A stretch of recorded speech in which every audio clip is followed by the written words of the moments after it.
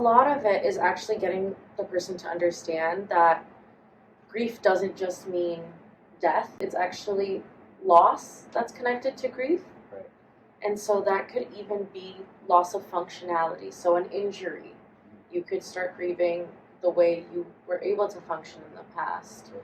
Or for a caregiver, the loss of, the psychological state of, the person they're caring for, if it was dementia, for example. And so what I like to do in my sessions is point out that and validate that they are going through grief, even though Right. it's not a funeral that they went to. And then would that manifest in some other sort of behavior in the person, and then they don't recognize it as grief, but you might bring it up, and then they might say, "Oh, that's what it is." Yeah, well, grief manifests in so many ways, and it can be spiritually, physically, emotionally.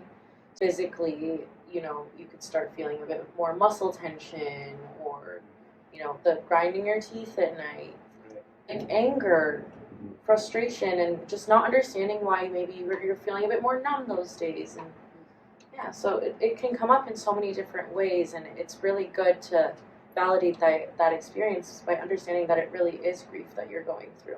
Right. And so if somebody actually does have a loss, let's say, is there any particular thing you try to, like, well, obviously this is a loss, right?